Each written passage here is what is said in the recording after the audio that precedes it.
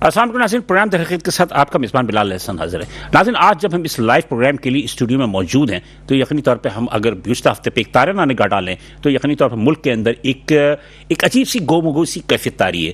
بات یہ ہے کہ حکومت بہت زیادہ ہاتھ پہ مار رہی ہے کہ کسی طرح پاکستان معاشی طور پر ترقی کر جائے، مسائل حل ہوں، اور جو ایک پرسپشن ہے وہ پرسپشن یہ ہے کہ حکومت کا ٹارگٹ جو ہے وہ IMF کے $7 ارب کے حصول پہ ہے۔ تو اس $7 ارب کے حصول کی خاطر وہ اپنوں پہ ہر قسم کا ظلم کرنے سے بھی وہ گریزاں نہیں ہیں۔ اس کا مقصد یہ ہے کہ بجلی کے بل کی حوالے سے بات کرتے ہیں کہ توانائی کے جو سیکٹر ہے، اس توانائی کے سیکٹر پر 77 سال کے ہم ہو گئے، آج 77 ایئرز کا پاکستان ہو گیا، لیکن ہم توانائی کے ڈسٹریبیوشن پہ، اس کی پیداوار پہ آج تک ہم خود کفیل نہیں ہو سکے، جبکہ پاکستان کے پاس اللہ تعالیٰ نے اتنی ساری نعمتیں دی ہیں، چاہے وہ دریا ہے، سمندر ہے، پہاڑ ہے، ہر چیز موجود ہے، بہترین ہوا موجود ہے ہمارے پاس، لیکن آج تک ہم توانائی کے سیکٹر کو مضبوط نہیں کر سکے۔ کہتے ہیں کہ 35,000 میگا واٹ سے لے کے 40,000 میگا واٹ تک کی پیداوار ہے، لیکن ڈسٹریبیوشن ہمارے پاس زیادہ 21,000 22,000 سے زیادہ کی نہیں ہے۔ کون ذمہ دار ہے اس کا؟ بات یہ ہے کہ یہی لوگ جو حکومت میں بیٹھے ہیں یہ باری لے کے آتے رہے، لیکن پھر یہ کہتے ہیں کہ ہماری پالیسی جو ہے وہ پچھلی حکومت نے اس نے یہ پالیسی غلط بنائی، جس کی وجہ سے ہم جو ہے آج یہ سفر کر رہے ہیں۔ فلاں حکومت جو آئی تھی اس نے 3.5 سال میں حکومت کا بیڑا غرق کر دیا، یہ کر دیا، وہ کر دیا۔ تو سوال یہ پیدا ہوتا ہے کہ ایک حکومت 3.5 سال کے لیے آئی تھی، اب 3.5 سال سے پیچھے چلے جائیں آپ تو یقینی طور پہ 40 سال 50 سال تک ہم کیا کرتے رہے؟ ایک صرف سنہرا دور تھا ایوب خان کا دور، جو مارشل ایڈمنسٹریٹر بھی تھا پاکستان کا، پریزیڈنٹ بھی تھا پاکستان کا، لیکن اس کے دور میں جو ترقی ہوئی 60s کے دور میں، اس کے بعد پاکستان میں کبھی بھی تو ترقی نہیں ہوئی، بلکہ بیڑا غرق کیا گیا۔ 1973 میں نیشنلائز کر کے پاکستان کی صنعتوں کا بیڑا غرق کر دیا گیا، لیکن آج وہی حکومت بیٹھی ہوئی اس بات کا ٹسوے بہاتی ہے کہ پچھلی حکومتوں کی پالیسیز جی تھی وہ غلط تھیں، لیکن آپ نے جو اپنی حکومت کے دور میں کچھ کیا اس پہ اب نظر ثانی کیوں نہیں کرتے؟ IPPs کے مسئلے پہ لے کے جو ایک بحث چلی ہوئی ہے، یہ بحث جو چلی ہوئی ہے تو 35 برس کے بعد آج ہم IPPs پہ جو ہے انگلیاں اٹھا رہے ہیں، لیکن بات یہی ہے کہ یہی وہ لوگ اٹھا رہے ہیں جو کہ پچھلی حکومتوں میں باری باری لے کے حکومتیں کرتے رہے۔ اس بجلی کی بند کی قیمتوں کی وجہ سے آج یہ صورتحال ہے کہ آئے دن جو ہے ہڑتال، احتجاج، مظاہرے وہ مستقل ہو رہے ہیں۔ یہی صورتحال یہ ہے کہ 28 اگست کو ملکی ہڑتال کی کال دی گئی ہے، پورے پاکستان کے تاجر یکجا ہو کر کریں گے۔ اب یہ ہڑتال کامیاب ہوتی ہے یا نہیں ہوتی یہ آنے والا وقت بتائے گا، لیکن اس وقت ملک میں انارکی کی صورت ہے۔ لیکن اس انارکی کی صورت کی وجہ کیا ہے؟ ہمارے تاجر و صنعتکار اتنے پریشان کیوں ہیں؟ اور وہ آن ریکارڈ اور آف ریکارڈ جو باتیں کرتے ہیں اس میں بہت ساری چیزیں ہوتی ہیں جو کہ انسان، میں سمجھتا ہوں کہ پریشان ہوتا ہے۔ سرمایہ کار جو ہے وہ سب سے زیادہ پریشان ہے۔ شرح سود بھی 19.50% پہ بیٹھا ہوا ہے، جبکہ اسے مزید نیچے آنا چاہیے، جس کی وجہ سے حکومت جو ہے وہ ہماری انڈسٹریلائزیشن جو ہے اس پہ فرق پڑا ہے۔ بہرحال بہت سارے پڑھائی میں ساری باتیں اگر میں ہی کر دوں گا تو پھر میرے خیال میں ایک سولو پروگرام ہو جائے گا، لیکن آج ان تمام چیزوں میں بحث کرنے کے لیے ہم نے اپنے اسٹوڈیو میں مہمانوں کو مدعو کیا ہے، اور ان مہمانوں سے کا میں تعارف کروا دوں، اس تعارف کرانے کے بعد ہم پروگرام کی طرف بڑھیں گے۔ تو آج میرے پہلے مہمان ہیں جناب ابراہیم قسمبی صاحب۔ ابراہیم قسمبی صاحب یہ ہیں سابق نائب صدر Karachi chamber of commerce and industry کے، اور اس کے علاوہ یہ اسپیشل کمیٹی برائے بجٹ پروپوزل کے بھی صدر ہیں۔ تھینک یو ابراہیم قسمبی صاحب، تھینک یو فار کمنگ۔ اور میرے دوسرے مہمان ہیں جناب کاشف شاہ صاحب۔ کاشف شاہ صاحب جو ہیں یہ ہیں جناب چیئرمین ہیں آل کراچی ریئلٹرز ایسوسی ایشن کے، یہ پہلے بھی پروگرام میں آتے رہے ہیں اور ایک کافی سارے انرجیٹک اور اچھے دسترس رکھتے ہیں اپنی فیلڈ پہ۔ تھینک یو کاشف شاہ صاحب۔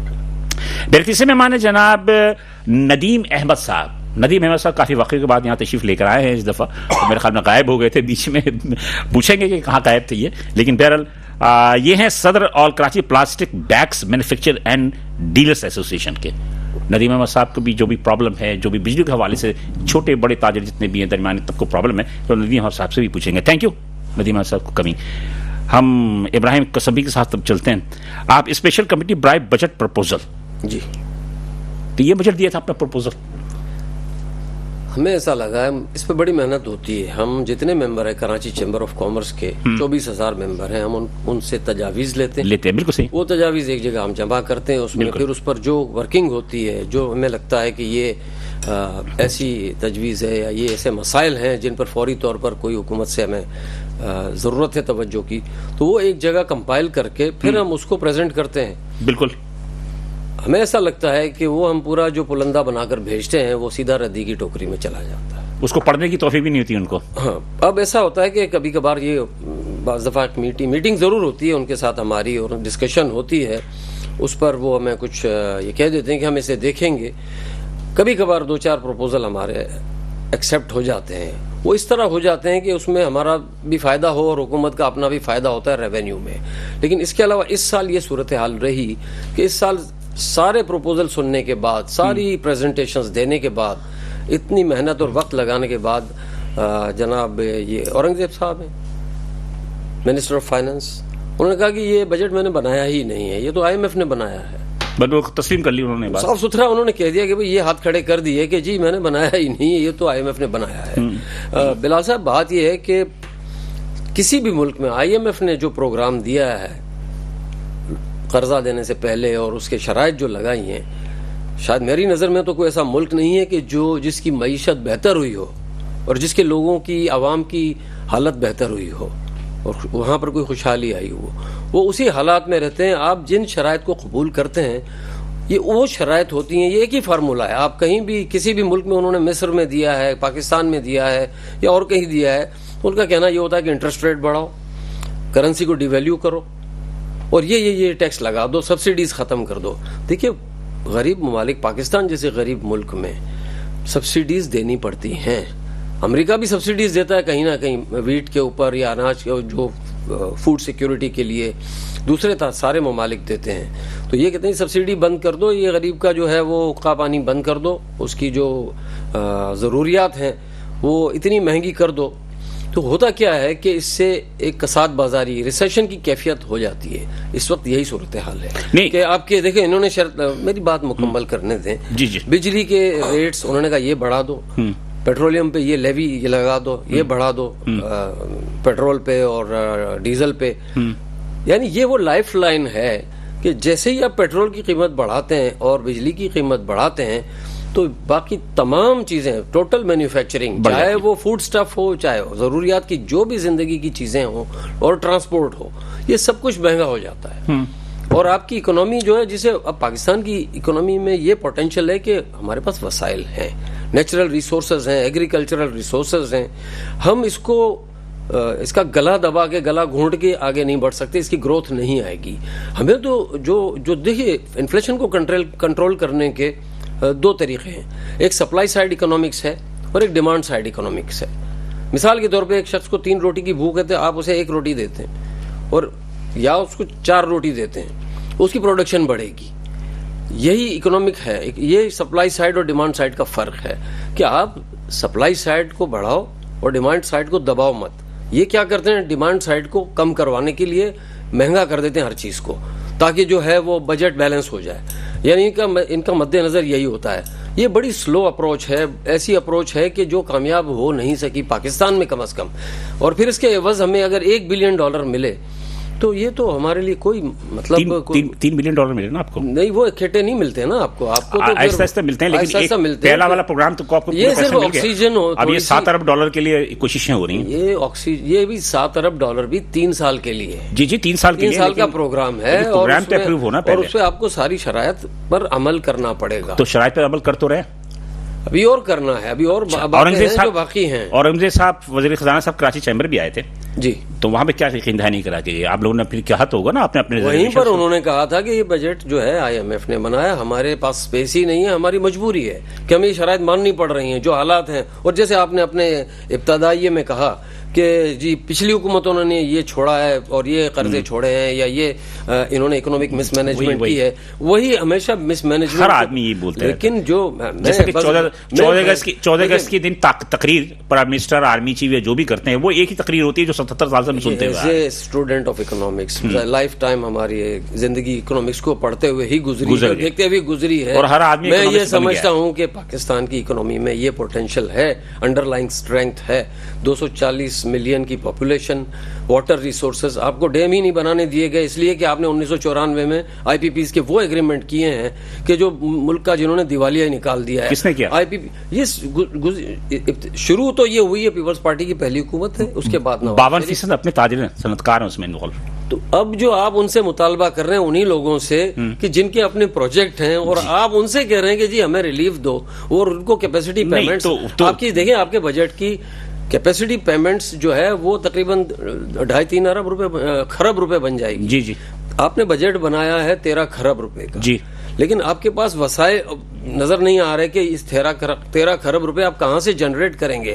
اب اس کا انہوں نے طریقہ نکالا کہ بھائی 60,000 روپے ہر دکاندار سے لے لو, تاجر دوست اسکیم نکالی. جھوٹ بول کے لیا. پہلے تو انہوں نے 1000 یعنی عجیب ایک ان کے پاس فارمولے آ رہے ہیں, اور وہ ایک ایسی کیفیت پیدا کر رہے ہیں بزنس کے ماحول کی کہ لوگوں کو انویسٹ کرنا, کام کرنا تقریباً ناممکن ہو گیا ہے. مطلب کہ آپ نے جو پروپوزل دیا پھر اس کے بعد یہ بجٹ آ گیا, جی تو مایوسی ہوئی آپ کو؟ بالکل, ایبسولوٹلی میسی ہوئی. تو آپ نے اس کا اظہار کیا؟ ہم تو مسلسل کر رہے ہیں. ہم نے تو فوری طور پہ, میں تو فوراً پریس ریلیز بناتا ہوں اور اس کا پورا ایک نقطہ اس میں ڈال دیتا ہوں کہ جی یہ ہے, یہ ہونا چاہیے تھا اور یہ نہیں ہوا ہے. اس کے بعد پھر ہمیں بعد میں انوملیز کے اوپر ہماری بحث ہوتی ہے, اس کے بعد پھر کئی میٹنگز ہوتی ہیں. اب ابھی جو یہ آئے تھے تو وہ تو بجٹ آنے کے بعد آئے تھے, اس میں ظاہر ہے کچھ نہیں ہو سکتا تھا. لیکن ریزرویشنز تو جا سکتی تھی نا, وہ جا ہی رہی ہیں, وہ روز جاتی ہیں. یہ شاید آپ لوگوں کی نالج میں نہیں آتی عام طور سے, اسٹڈی جو نہیں کرتے یا اخبار نہیں پڑھتے یا نیوز نہیں دیکھتے. لیکن ہمارا روزانہ کی بنیاد پر کوئی نہ کوئی مطالبہ جا رہا ہوتا ہے. ابراہیم صاحب, قسمی صاحب, ایک مسئلہ یہ ہے کہ عوام کو یہ کہتی ہے کہ میٹنگ میں کوئی اور بات ہوتی ہے, پریس ریلیز میں کوئی اور بات آتی ہے, تو اکثر لوگ اس لیے بھروسہ نہیں کرتے. کراچی چیمبر ہے نا, سب سے زیادہ اگر وہ لوگ گھبراتے ہیں تو کراچی چیمبر سے گھبراتے ہیں, کیونکہ ہم کھل کر بات کرتے ہیں, اسٹریٹ فارورڈ بات کرتے ہیں. ہمارے جو ممبرشپ ہے کراچی, اور کراچی کی اوور آل بات کروں گا کہ کراچی میں ایجوکیشن لیول زیادہ ہے, آئی کیو لیول بہتر ہے, کراچی کا کے آدمی کی اویئرنیس زیادہ ہے, کراچی کا بزنس مین آنکھیں کھول کے سوتا ہے. بالکل صحیح. تو وہ ہمیں یہ نہیں کر سکتے ہم کہ ان کو جھوٹ بول کے یا کوئی غلط بات کر کے وہ ان کو تو مطمئن کریں. ہمیں کام کرنا ہوتا ہے اور ہمیں ان سے اسٹریٹ فارورڈ بات کرنی ہوتی ہے کہ یہ چیز ہونی چاہیے, بجٹ میں کیا ہونا چاہیے اور کیا نہیں ہوا. تو یہ اس سال کا بجٹ ہمارے لیے بڑا مایوس کن رہا ہے, انڈسٹری کے لیے بھی اور ٹریڈ کے لیے بھی, کنزیومر کے لیے بھی, عام آدمی کے لیے. عام آدمی. جی کاشف شاہ صاحب, کراچی چیمبر آف کامرس کے ایک ذمہ دار آدمی بجٹ پروپوزل بنا کے دیتے ہیں, گورنمنٹ اس پروپوزل پر عمل نہیں کرتی, بلکہ کسی نکات پر ان کو قابل غور ہی نہیں لے کر آتے. وہ خود بھی کہہ رہے ہیں. اب سوال یہ پیدا ہوتا ہے کہ وہ بجٹ پروپوزل یقینی طور پہ انہوں نے جو بنا کے دی ہوگی اور وہ عوام کے مد نظر رکھ کے دی ہوئی نا کہ ملک کی صنعتیں چلتی رہیں, سب کچھ ہوں, لیکن عمل نہیں ہوا. تو ایک عام آدمی یعنی کہ مڈل طبقے پہ یا عام آدمی پہ یا ایس ایم ایز پہ اس کا کیا اثر پڑا, کیا اس کے اثرات مرتب ہوئے؟ دیکھیں بلال بھائی, آپ نے جیسے بات کی کہ حکومت جب پالیسی کوئی بنا رہی ہے تو وہ عام آدمی کو یا انڈسٹریز کو زیر غور رکھ کے بناتی ہوگی. میں اس مفروضے پہ ہی آپ کی بات پہ اتفاق نہیں کرتا. اس کی وجہ ہے ہم اسٹیک ہولڈرز ڈیفائن کرنے میں ہی ناکام ہے. شاید ایسا لگتا ہے ملک کی 24 کروڑ آبادی کو چند اسٹیٹ سیکٹرز کو یا چند اسٹیٹ ایکٹرز کو سنبھالنے کے لیے ان کو استعمال کیا جاتا ہے غلاموں کی طرح. ہمارا سارا کام جو کہ ہم اپنے پیسوں سے, اپنے ریسورسز سے کرتے ہیں, ایسا لگتا ہے کہ ہم گورنمنٹ کو کہیں نہ کہیں فنڈنگ پرووائڈ کرنے کے لیے یہ تمام کام صبح سے شام تک چلا رہے ہوتے ہیں, جو کہ ٹیکسز کی مد میں ہم پہ لاگو کیے جاتے ہیں, جو کہ ہمیں الیکٹریسٹی کی مد میں دینے ہوتے ہیں, جو کہ مختلف اخراجات کی مد میں دینے ہوتے ہیں. صحیح کہہ رہے ہیں. تو بنیادی طور پہ ہمیں شاید ری ڈیفائن کرنے کی ضرورت ہے کہ اسٹیک ہولڈرز کون ہیں. حکومت اگر چلتی ہیں, ایڈمنسٹریشن چلتی ہیں, تو انہیں عوام کی فلاح کے لیے کام کرنا ہے. اگر جوڈیشری ہے تو انہیں عوام کو انصاف پرووائڈ کرنے کے لیے کام کرنا ہے. ہماری اگر فوج ہے تو انہوں نے عوام کو سیکیورٹی.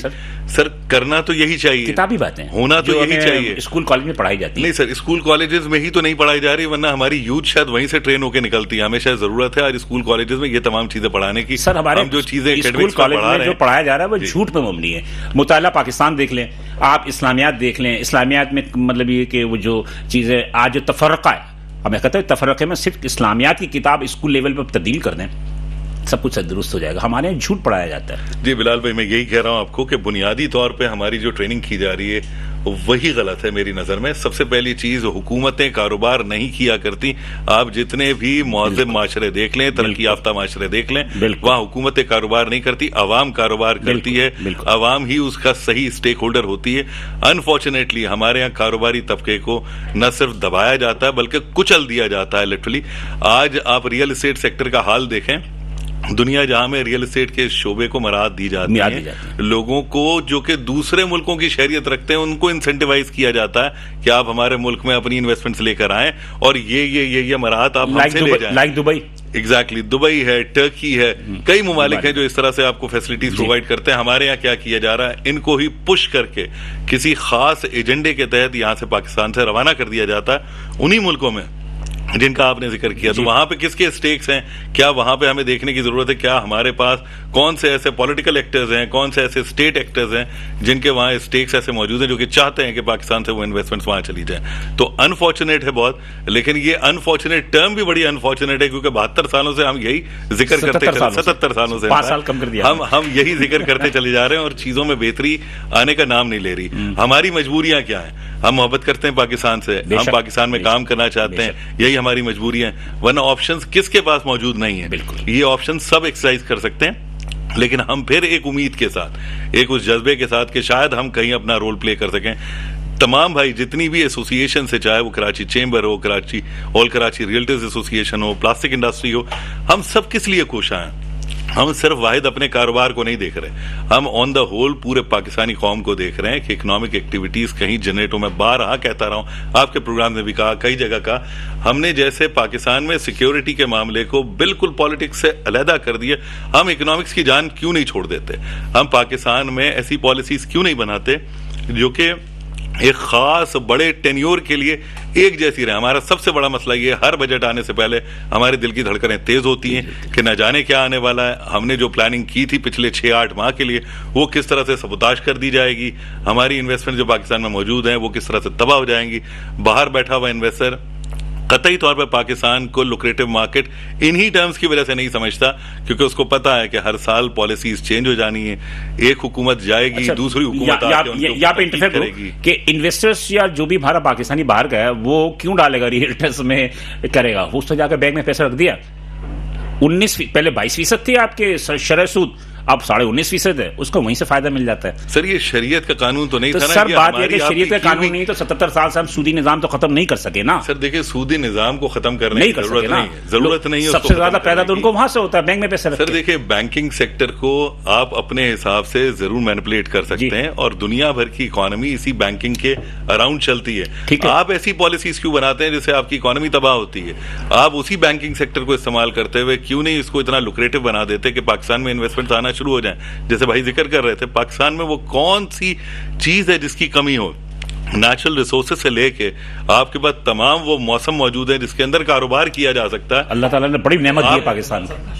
بات انہوں نے کی, اس میں ایڈ کروں گا کہ ہمیں جب یہ بجٹ دیا جاتا ہے نا تو ہم ایسا لگتا ہے کہ ہم روز کنواں کھودتے ہیں, روز پانی. بالکل ایسے ہی آپ کو چاہیے, جیسے ایک زمانے میں ہمارا 5 ایئر پلان ہوتا تھا, بزنس مین کو کیا چاہیے, انویسٹر کو کیا چاہیے, اور اس کو چاہیے کہ یکسانیت رہے پالیسی میں, مستحکم رہے, اور اسے یہ سرپرائزز روزانہ ایک نئی سرپرائز نام لے کہ کل ڈالر کا ریٹ کیا ہوگا, کل پیٹرول کا ریٹ, کل بجلی کا ریٹ کیا ہوگا, گیس کا ریٹ فوراً تبدیل ہو جاتا ہے 24 آورز میں نوٹیفیکیشن کے ساتھ. تو یہ اس طرح سے اکنامی آگے نہیں بڑھتی. آپ کو کنسسٹنسی چاہیے پالیسیز میں. میں ذرا ندیم صاحب سے ان کا وہ موقف لے لوں, پھر اس کے بعد ہم آپ سے وہ کرتے ہیں. ندیم صاحب بات یہ ہے کہ یہ جو بات کی ابراہیم صاحب نے یا کاشف صاحب نے بات کی، اس سے تو اندازہ یہ ہوا نا کہ جناب عالی کہ ہمارے ہاں میثاق جمہوریت مطلب کہ اکنامک ہونا چاہیے، معاشی ایک میثاق معیشت ہونا چاہیے جس میں تمام کی تمام سیاسی جماعتیں جو ہیں ایک کریں کہ 5 سال کے لیے، جنہوں نے بات کی 5 سال کے لیے ہم تو اسی وقت کر سکتے ہیں نا جب تک کہ جمہوری حکومتیں جو بھی سیاست میں آ رہی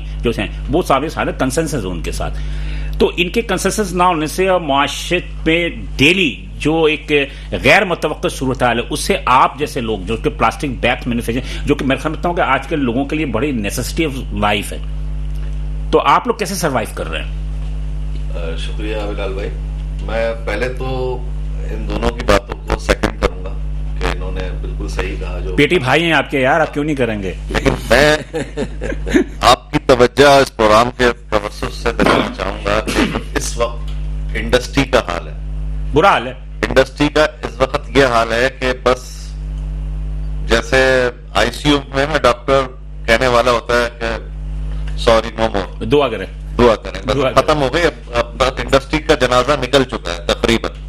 پاکستان کے اندر کسی بھی فیلڈ کے اندر کوئی بھی انڈسٹری آپ لگا لیں، اس کی مینوفیکچرنگ کاسٹ پچھلے 2-3 سال میں اتنی بڑھ گئی ہے کہ وہ کمپیٹ ہی نہیں کر پا رہا، نہ تو لوکل مارکیٹ کر پا رہا ہے نہ انٹرنیشنل مارکیٹ کر پا رہا ہے.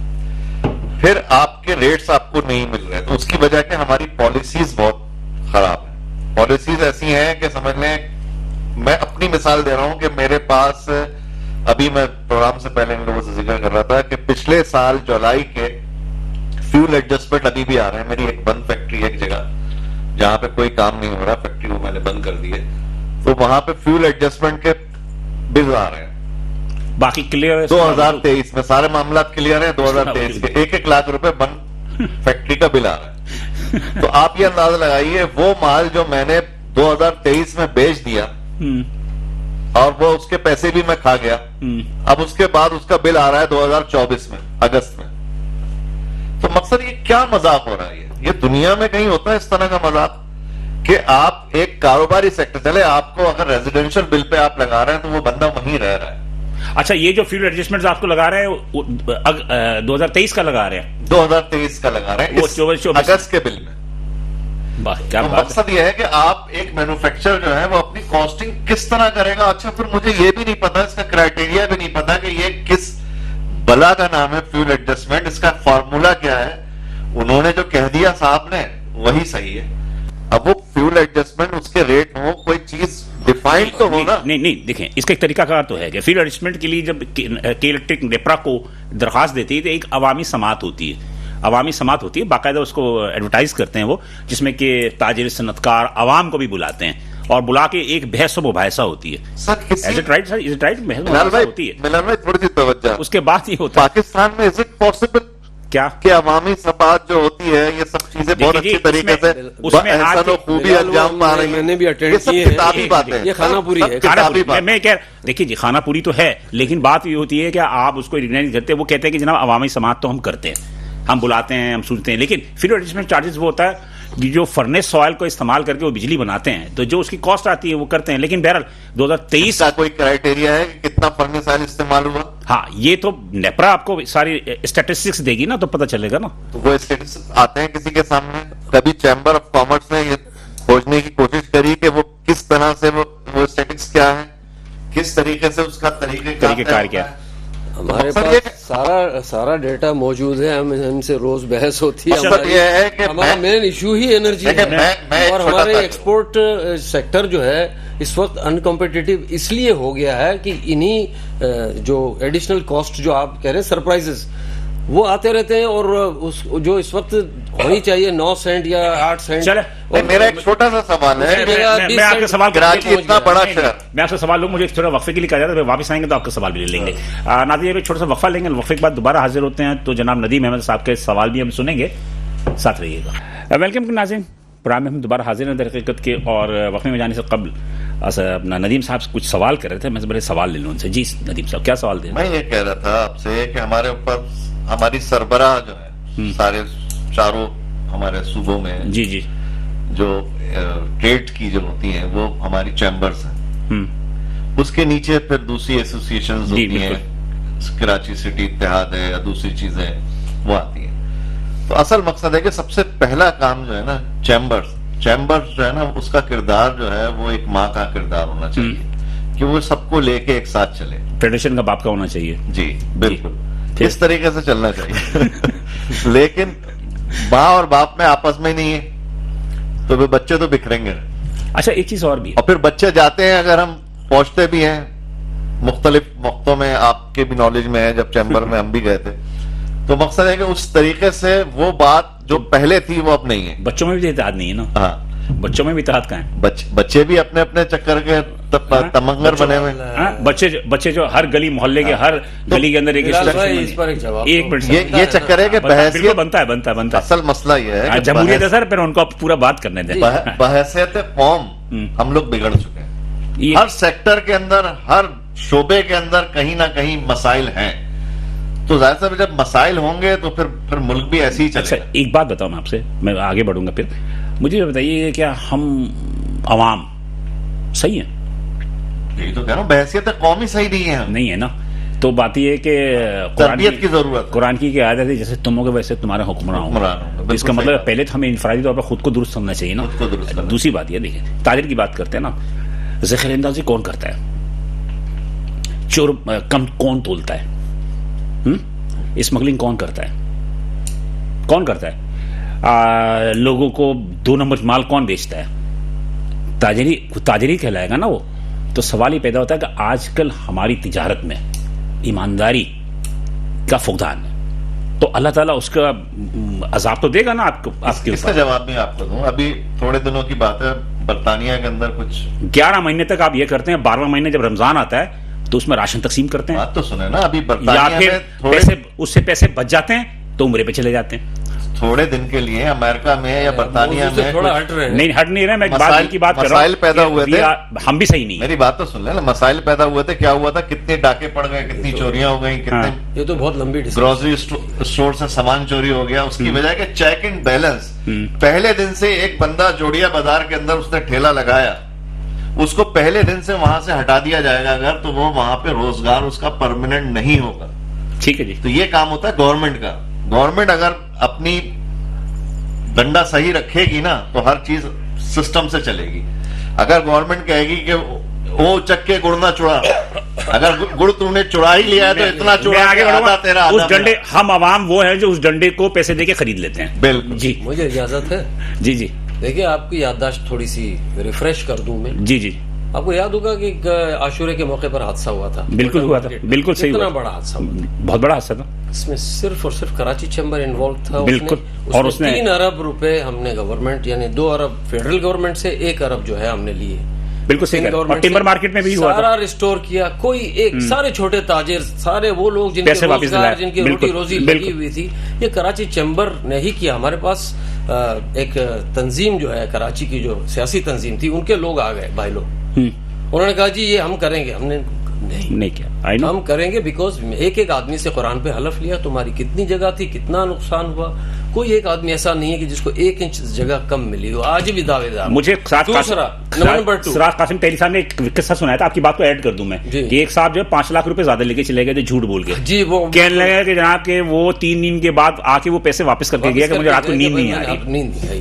یہ مجھے پتا, صدر کوآپریٹو مارکیٹ میں آگ لگی تھی اور سارا ٹمبر مارکیٹ میں لگی تھی. ٹمبر مارکیٹ میں میں خود گیا تھا جس دن آگ لگی تھی. چلے جی, کراچی چیمبر نے کیا تھا. لیکن ابھی بھی ہم جو ہے, کوئی ہمارے جو سراج قاسم تیلی کی وہی اسپرٹ, وہی مشن ہے پبلک سروس. اللہ تعالیٰ واحد چیمبر ہے پاکستان کا, اتنا بڑا ایگزیبشن ابھی ختم ہوا ہے مائی کراچی. جی. سارے لوگ وہ جو medium, small and medium enterprises ہیں, ہم وہ پریکٹیکلی باتیں نہیں کرتے. ہم پریکٹیکلی نہیں, انہوں نے ایک بات کہی کہ ماں ہیں, آپ ماں ہیں. ٹھیک ہے, مجھے ایک بات بتا دیجیے کہ آپ پڑوسی سے ملک انڈیا کی بات کرتے ہیں, کہ ہم انڈیا کی ترقی کی بات کرتے ہیں. انڈیا کے اندر جو ان کی تنظیم ہے, اس کو پرائم منسٹر جو ہے اس سے وقت مانگتا ہے ملاقات کے لیے. ہمارے ہاں کیوں نہیں ایک فیڈریشن کی یا چیمبر کی ایک, یعنی federation of Indian chamber of commerce and industry, اور وہ لوگ بڑا کام کر رہے ہیں اس پر. لیکن یہ کہ حکومت بھی وہ سپورٹ کرتی ہے کہ اس کی پالیسی میں روزانہ تبدیلی نہیں ہوتی. دیکھیں چیمبرز ایک حد تک جا سکتا ہے. Chamber is not a political party, کہ وہ ہمارے پاس کوئی اختیارات نہیں ہوتے. ہمیں کام کروانا ہے حکومت سے, اور ہمیں ان کے مطالبات ہیں, ان کے مسائل ہیں, ریئلٹرز کے مسائل ہیں, آباد کے جو مسائل ہیں ہم سے ڈسکس ہوتے ہیں, ہمارے ساتھ ان کے لوگ بیٹھتے ہیں اور پھر ہم حکومت تک پہنچاتے ہیں. سارے کنسٹرکشن انڈسٹری وہ انڈسٹری ہے جس میں جو 50 اور انڈسٹریاں چلاتی ہے, جی الائڈ انڈسٹریز اتنی چلاتی ہے, تو کنسٹرکشن یا جو بلڈنگ انڈسٹری کو آپ روکنا ہے, اس کا مطلب باقی 50 انڈسٹری کو بھی آپ نے چیمبر نے سے کافی کام کی بھی کیا ہے, کافی زیادہ وہ بھی کیا ہے. وہ یہ ہے کہ کمیونیکیشن کا مسئلہ ہے. ہو سکتا ہے کہ ہم اس طرح سے کئی اچیومنٹس ہمارے ہیں اس کو ہم کمیونیکیٹ نہیں کر پا رہے یا لوگوں تک. کاشف صاحب یہ بات تو طے کریں گے نا کہ آپ کے چیمبر نے آپ کے لیے پاکستان کا سب سے ایکٹیو چیمبر ہے کراچی چیمبر. سر دیکھیں یہ بڑی لمبی بحث چلی جائے. نہیں آپ چھوٹے کر کے بتائیے. پرسپشن ہے, میں آپ کو بتاتا ہوں. ایک پرسپشن ہے ریئل اسٹیٹ کے حوالے سے خاص طور پہ کہ ریئل اسٹیٹ ایک نان پروڈکٹیو سیکٹر ہے. یہ پرسپشن کریٹ کرنے والا کو آپ کا وزیر اعظم کہتا ہے, آپ کا فائنانس منسٹر آ کے کہتا ہے, بجٹ تقریر کے دوران کہتا ہے, آپ کے چیمبر کے سربراہان کہتے رہے کہ یہ real estate non productive sector ہے. آپ کیسے کہہ سکتے ہیں کہ چیمبر نے ہمارے لیے کام کیا؟ وہ تو خود بیٹھ کے کہہ رہے ہیں 50 لائن. سر وہ تو ہم بحث کرنے کے لیے بیٹھے ہیں, ہم کہتے ہیں آ کے بیٹھو ہمارے ساتھ فورم پہ, ٹھیک ہے. تو یہی کہہ رہے ہیں سر, میں ماضی کی بات کر رہا ہوں, آپ تو ماشاءاللہ اس کی بات کر رہے ہیں ریئل اسٹیٹ کی, لیکن جو ہوتا رہا میں وہ بتا رہا ہوں. اس وقت کراچی سے لے کے خیبر تک ریئل اسٹیٹ کی اپنی تنظیمیں جو کہ پروونشل اور فیڈرل دونوں لیول پہ اپنی نمائندگی کر رہی ہیں. انفارچونیٹ کیا چیز ہے, انفارچونیٹ یہ ہے کہ جو مائنڈ میک اپ کرنے والا ایک طبقہ ہے وہ اب تک گورنمنٹ حلقوں کا یہ مائنڈ میک اپ کر چکا ہے کہ ریئل اسٹیٹ سیکٹر سے کمایا نہیں جا سکتا. On the whole real estate sector فائدہ مند نہیں ہے. ریئل اسٹیٹ سیکٹر وہ ہے جہاں پہ بہت ساری آپ کی بلیک منی پارک ہوتی ہے, وہ اس کو نان پروڈکٹیو سیکٹر کہلاتا ہے. یہاں پہ رکوں گا. ریئل سیکٹر پہ سب سے زیادہ اگر تحفظات تھی تو FATF کو تھی, فائنینشیل ایکشن ٹاسک فورس. اس فائنینشیل ایکشن ٹاسک فورس کی وجہ سے ریئل اسٹیٹ پہ بہت زیادہ جو ہے پابندی بھی لگی, یا آپ کے جیولری انڈسٹری پہ. سر یہ بات بالکل غلط ہے. فیٹف کی جو ریکوائرمنٹ تھی وہ صرف ریئل اسٹیٹ سیکٹر کی نہیں تھی. فیٹف کی ریکوائرمنٹ تمام انڈسٹریز کے لیے تھی.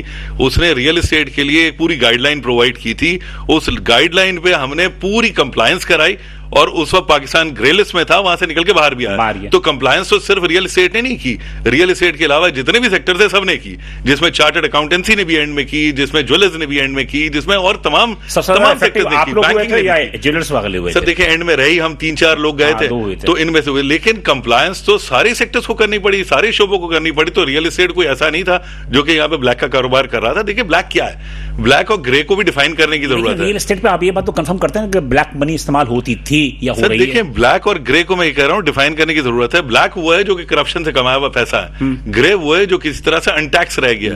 اب وہ ان ٹیکس کیسے رہتا ہے؟ آپ کی ویلیویشن کے ایشو سے پچھلے 72 سالوں سے وہ ہم نے تو نہیں کیے ہوئے, وہ نیچرلی جو گورنمنٹ چل رہی ہیں, جو اسٹیٹ ایکٹرز ہیں, وہ چیزیں گورن کرتے ہیں. آج بھی ہم کیا کرتے ہیں, آپ اگر مثال کے طور پہ ویلیویشن تبدیل کر رہے ہیں, آج دیکھیں میں آپ کو فیکٹ بتاؤں, اس وقت ریئل اسٹیٹ میں ٹیکسز کو بڑھایا گیا, ڈبل کر دیا گیا. ایسی چیزوں کو بھی ٹیکس کیا جا رہا ہے جو کہ ڈبل ٹیکسیشن میں آتی ہے, صرف ریٹ ڈبل نہیں کیا گیا, ڈبل ٹیکسیشن میں. یعنی میں ایک دفعہ خریدتے ہوئے ٹیکس دیتا ہوں, اس کے بعد اس کو رکھ کے بھی ٹیکس دے رہا ہوں, جو 70 کا قانون جس طرح سے آیا. اس کے بعد کیا کیا گیا, اب ویلیویشن کو یہ بے تحاشا بڑھانے جا رہے ہیں. اس کا مطلب ہے امپیکٹ اس کا 4 گنا آ گیا. بھئی اس طرح سے آپ اگر کریں گے تو آپ کی جو ٹرانزیکشن ہے وہ ساری کی ساری ختم ہو جائے گی. ملک میں پیسہ آنا جو ریئل اسٹیٹ کی جانب آتا ہے وہ ہم کئی دفعہ کہہ چکے ہیں, وہ آنا بند ہو جائے گا. اس کو آپ کو ریشنلائز کرنا ہوگا, اس کو ریشنلائز کرنا ہوگا. میں تھوڑا سا یہاں سپورٹ اس لیے کروں گا کہ لیکوڈیٹی بلاک ہو گئی ہے. سے ریئل اسٹیٹ میں پرچیز سیل نہیں ہو پا رہی, ٹرانزیکشنز نہیں ہو پا رہے. ٹرانزیکشن رکنے سے کیوں نہیں ہو رہی؟ بہت بڑا لیکوڈ جو انہوں نے ایکسپلین کیا کہ ٹیکسیشن اتنا لیکوڈیٹی اس لیے رکی نا کہ جو بلیک منی کے حوالے سے جو باتیں ہوئیں اس کی وجہ سے لیکوڈیٹی رکی نا. ایک ونڈو تو دینی چاہیے نا کہ وہ ٹرانزیکشنز تو کھلیں. اس کی وجہ سے آپ کا 80-90 ٹریلین روپیہ پھنسا ہوا ہے, وہ نکل کے انڈسٹری میں جائے. بلیک منی کی جنریشن روکیے, وہ جہاں سے جنریٹ ہو رہی ہے وہ روکیے, وہ جگہ روکنے کی. اور وہ گورنمنٹ کا استحقاق ہے, اس کے لیے بہت سارے ڈپارٹمنٹ بنایا گیا, نیب اس کے لیے بنایا گیا, اینٹی کرپشن اس کے لیے بنایا گیا, وہ روکیے. آپ کاروبار کرتے ہوئے کاروباری حلقے کو, یا جو عوام یہاں پہ اپنا پیسہ لگاتی ہے, باہر جا کے چائے کما کے لگاتی ہے, ملک میں کماتی ہے وہ لگاتی ہے, ان کو کیسے ان کا حق استعمال کرنے سے آپ روک سکتے ہیں, ان کو کیسے آپ سپریس کر سکتے ہیں؟ اچھا میں آپ بڑھاؤں گا. ندیم صاحب بھی بڑے خاموش بیٹھے ہیں, بہت ساری باتیں وہ بھی کرنا چاہ رہے تھے. میرے پاس لائن پہ اس وقت موجود ہیں ناظرین محمد کاشف چودھری صاحب, جو کہ صدر ہیں مرکزی تنظیم تاجران پاکستان کے لاہور سے. میں ان سے ذرا سا 2 منٹ گفتگو کر لوں, پھر ہم اپنے مہمانوں کی طرف آئیں گے. السلام علیکم سر. وعلیکم السلام. کاشف چودھری صاحب خیر ہے نا, سب ٹھیک ٹھاک ہے نا؟ جی اللہ کا شکر. گرفتار تو نہیں ہوئے ابھی تک؟ نہیں ابھی تک محفوظ ہیں. محفوظ ہیں, مطلب کہ متوقع ہیں. इस मुल्क में सब कुछ मुतवक्के होता है। 28 जब अगस्त आप हकूक की जिद्दोजहद करते हैं हाँ। तो उसके रास्ते के अंदर तो मुश्किलात या हुकूमती मुख्तलिफ हरबे तो उसके रास्ते के अंदर आते हैं, लेकिन अल्हम्दुलिल्लाह हम पुरज़म भी हैं। और इसलिए कि हम इस मुल्क की मईशत को बचाने की, इस मुल्क के ताजर के तहफ़्फ़ुज़ की, इस मुल्क के सनत के पहिए को चलाने की, इस मुल्क में रोजगार के मौके पैदा करने की और इस मुल्क को अपने कदमों पर खड़ा करने की जिद्दोजहद कर रहे हैं। आपके ताजिर भाई, पेटीबंद भाई भी यहाँ मेरे साथ बैठे हुए हैं, जिसमें कराची चैम्बर ऑफ कॉमर्स के साबिक नायब सदर इब्राहिम कसबी साहब भी हैं, और कराची रियल्टर्स एसोसिएशन के चेयरमैन जनाब काशिफ शाह साहब भी हैं, फिर और Karachi plastic bags and manufacturers association के नदीम साहब भी हैं। ये भी सब यही बातें कर रहे हैं। अब आप मुझे बताइए, 28 अगस्त को आपने कॉल दे दी, इस 28 अगस्त की कॉल आप समझते हैं कि मतलब ये कि हुकूमत उसको नाकाम करने की कोशिश करेगी या आप कामयाब कर लेंगे? देखिए, हुकूमत तो अपने रवैयों को और रिवायती हरबों को इस्तेमाल कर रही है। ठीक है। इस वक्त सुबह पंजाब के अंदर डिप्टी कमिश्नर्स के जरिए, इंतजामिया के जरिए, कमिश्नर्स के जरिए FBR के दफातर में ताजर नुमाइंदों को जबरदस्ती बुलाकर उनको कायल करने की कोशिशें की जा रही हैं। ठीक है। और फिर एक गैर महसूस तरीके से उनको डराया और धमकाया भी जा रहा है। लेकिन उसके बावजूद कराची से खैबर तक ताजर बिल्कुल यकसू और मुत्तफिक हैं कि 28 अगस्त को अपने कारोबार को बचाने के लिए वो मुकम्मल तौर पे शटर डाउन करेंगे। और ऐसा तारीख साल शटर डाउन होगा कि जिसके अंदर कोई कारोबार देहातों तक में भी खुला नहीं होगा। मैं अभी सुबह खैबर पख्तूनख्वा का पंजाब का दौरा करके वापस इस्लामाबाद पहुंचा हूँ। अल्हम्दुलिल्लाह कहीं पर इस हवाले से कोई अदम यकसुई नहीं है। ठीक। मुझे एक बात बताइए, ये एक दिन की हड़ताल होगी ना, 24 घंटा? जी, ये एक दिन की हड़ताल होगी। और अगर एक दिन की हड़ताल से हुकूमत को समझ ना आई और हुकूमत ने ये ताजर 2 स्कीम वापस ना ली, विद होल्डिंग टैक्स का खात्मा ना किया, ये जो नए सेल्स टैक्स लगाए गए इनको वापस ना लिया, एक्सपोर्ट सेक्टर के मसाइल को हल ना किया, बिजली की कीमत को कम ना किया, IPPs के मुआहदों को रिव्यू करने की तरफ ना गए, बिलों पर लगाए गए जालमाना टैक्सेस खत्म ना किए, तो फिर हम इसके बाद अगले मरहले में 2 दिन की और फिर अब गैर मुइना मुद्दत की हड़ताल की तरफ जाएंगे। इसलिए कि जब तिजारत चल ही नहीं रही, जब सनतें वैसे ही बंद हो रही हैं, तो फिर हमें दुकानें खोलने या सनतें चलाने की जरूरत नहीं। फिर हम सनतों को और मार्केटों को बंद करेंगे और उस वक्त खोलेंगे जब हुकूमत इन जालिमाना इक़दामात को वापस लेगी। अच्छा, ये इब्राहिम कुसम्बी साहब ने साबिक नायब सदर थे कराची चैम्बर के, वो आपसे कुछ बात करना चाह रहे हैं। जी बताइए। जी, कराची चैम्बर ने इस हड़ताल की हिमायत का ऐलान किया है। आप इल्म में भी होगा, मेरे इल्म में मुकम्मल तौर पर। और दूसरे जो भाई ने 2-3 मसाइल जो बताया, उसमें विदहोल्डिंग टैक्स, एक्चुअली ये एडवांस टैक्स है जो एक्चुअली कॉर्पोरेट सेक्टर से लिया जाता है, इसलिए कि उनका टैक्स की अमाउंट बहुत बड़ी होती है। अब कराची में तो हद से ज्यादा इन्होंने जो हरासमेंट कर लिया है। काशिफ शाह साहब के क्या सवाल है? काशिफ शाह साहब को आपने? वो बिल्कुल, मैं सुन लिया पूरी उनकी बात, उन्होंने तकरीबन पूरा इकोनॉमिक एजेंडा ही पेश कर दिया है। तो काशिफ शाह साहब, ये बात तो आपके इल्म में आ गई ना कि कराची चैम्बर ऑफ कॉमर्स ने आपकी हड़ताल की हिमायत का ऐलान किया है। जो कराची चैम्बर ऑफ कॉमर्स की हड़ताल की हिमायत का हम खैर मकदम करते हैं और हम फेडरेशन ऑफ पाकिस्तान चैम्बर और मुल्क के दीगर चैम्बर्स को भी ये गुजारिश करते हैं कि वो भी इस हड़ताल की हिमायत का ऐलान करें, इसलिए कि अब सनतें, तिजारत, एक्सपोर्ट, इम्पोर्ट, दुकानें, कोई भी कारोबार इस वक्त नहीं चल रहा। अगर कारोबार के पहिए को चलाना है तो अगरचे चैम्बर्स की अपनी लिमिटेशंस हैं, लेकिन उसके बावजूद मैं कहता हूँ कि अब वो भी ऑफिशियली ऐलान करें ताकि हुकूमत ऑफिशियल ऐलान कर दिया, ऐसे मईशत नहीं चले। हाँ, ऑफिशियल ऐलान कर दिया, प्रेस रिलीज भी इशू हो गई है। चैम्बर का तो हम खैर मकदम करते हैं, प्रेस रिलीज भी इशू हो गई। आप लोग होंगे और रियल्टर्स इसमें शामिल? जी, कल इंशाल्लाह हमारा इजलास है जिसमें हम इस मौजू को डिस्कस करने जा रहे हैं। तो कल की डिस्कशन के बाद इंशाल्लाह जो भी फैसला होता है, और जनरली आप देखिए कारोबार की हालात ऐसे नहीं है कि इस वक्त सिसक के मरा जाए, बल्कि रोडों पे आकर एहतजाज की तरफ जाना चाहते हैं। जो हड़ताल कर रहे हैं आप उसकी हिमायत का ऐलान करेंगे? बिल्कुल कल इजलास बाद। जी नदीम साहब, आप भी कर रहे हैं मैन्युफैक्चरर्स बैग पंक्चर? जी जी। काशिफ साहब, कराची में जितने भी ताजिर हैं वो आपके साथ हैं? जी, मैं कल कराची हाजिर भी हो रहा हूँ। अच्छा, और कराची की तमाम ताजर तंजीमों का, सूबा सिंध की तमाम ताजर तंजीमों का मैं मशकूर हूँ कि बिला तफरीक, चाहे वो मैन्युफैक्चरर हैं, चाहे एक्सपोर्टर्स हैं, चाहे सनतकार हैं, चाहे रियल स्टेट सेक्टर है, चाहे हमारे छोटे दुकानदार हैं, सब इस बात के पे मुत्तफिक हैं कि ये सिसक कर, दम घुट कर मरने से बेहतर है कि अपने कारोबारों को बंद कर दिया जाए, इसलिए कि कारोबारों के अखराजात नहीं पूरे कर पा रहे हम।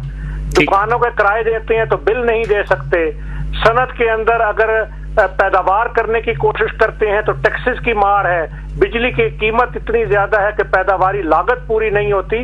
इसलिए अब इस सिस्टम को दुरुस्त करना होगा और खुद हुक्मरानों को अपनी अयाशियां बंद करनी होंगी। बिल्कुल सही कह रहे हैं। देखिए ताजर और सनतकार कुर्बानियां दे देकर थक चुके हैं, अब कुर्बानी देने की सकत नहीं है। ठीक है, हमारी कोई जिद नहीं, सकत नहीं है। ठीक है काशिफ चौधरी साहब, ये कुर्बानियां दे हुक्मरान। जी काशिफ चौधरी साहब, हम ठीक है, हम आपकी 28 अगस्त की हड़ताल को की तरफ से उम्मीद है कि आपकी इन जद्दोजहद से ताजरों के और खाद्य के ताजरों नहीं, इसमें आम आवाम का भी फायदा है, आम आवाम के फायदे होगा। जी नदीम साहब का कुछ कहना है, कुछ कह रहे हैं आप? मैं यही कह रहा था कि खास तौर पे जो ज़ख़त छोटी सनतों के जो मसाइल हैं, तो उसमें मैं आपके प्रोग्राम के तवज्जुह से चैम्बर ऑफ कॉमर्स से गुजारिश करूंगा कि इस केसी वो बेचारे खुद मसले है यार। देखिए नहीं, इनकी बातों में ये एक थोड़ा सा ये पूरा कर लें। अब थोड़े से तजाद ऐसे हैं। देखें, एक बड़ी इंडस्ट्री है ना, बड़ी इंडस्ट्री के पास गैस का इंडस्ट्रियल टैरिफ होता है। इंडस्ट्रियल टैरिफ में इस वक्त जो है वो 120 से 125 रुपए पर यूनिट आता है, ठीक है।